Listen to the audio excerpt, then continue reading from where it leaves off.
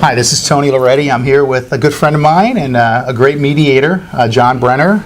John and I have kind of worked together informally, or have known each other for... We've known each other for many, many years. I had the misfortune of having cases against Tony, and then for many years now have had the good fortune of serving as a mediator for Tony and his firm. Yes, John's been a mediator for how many years now with Judicate West? I've been with Judicate West for 11 years, so full-time mediator since then, and have been mediating cases for many, many years. I've had several mediations with you recently, and John does a very good job at getting them resolved. And nowadays, John, I would say, what percentage of cases that are filed over at the Superior Court next door kind of come to you guys or another mediator?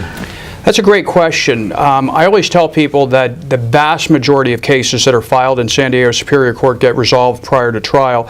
The main way I think that cases get resolved is through the mediation process, which is a voluntary process as opposed to going to an arbitration or going to trial, where the result is taken out of the hands of the parties and the litigants and put into the hands of either 12 strangers or a judge or an arbitrator. So it's been a very effective way for the last 20 years now of resolving cases. So John, in your opinion, you've done a lot of these. How many cases have you mediated over the last? Thousands. I can't even count. So you probably are a pretty good judge at really seeing an attorney, do a good job at mediation. There's some do's and don'ts. What kind of recommendations, or what do you see in attorneys that are doing a good job? What attributes? Well, first of all, I think that it's important for an attorney to have good client control, to explain the process to his or her client before they get to the mediation, and then manage the expectations of the client.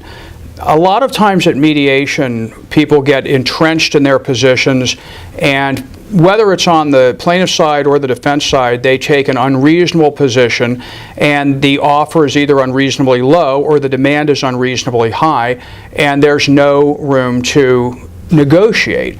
So I think an effective lawyer has a good command of what cases are worth, may have done some jury verdict research, may have done a focus group, may have done a mock jury, and knows what his or her case is really worth in the real world.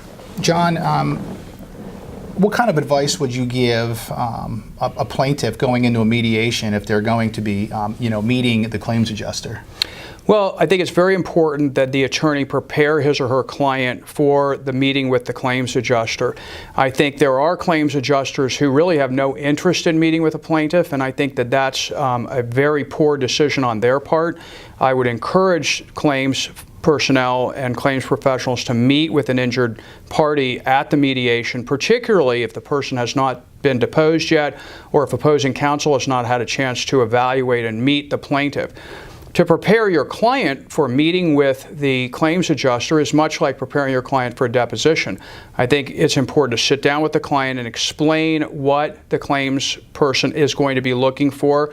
And principally, they're looking for credibility. They're looking for people that are honest, that don't oversell their case, don't overstate their injuries, and they are looking for people that are consistent with the version of events and the version of medical treatment that has been presented in the past. Yeah, well, thank you very much for those tips. I know you're actually in a mediation right now. I am in one right now as we speak. And you have to get back to it. I do. John, thanks a lot. Tony, Appreciate it. Always a pleasure.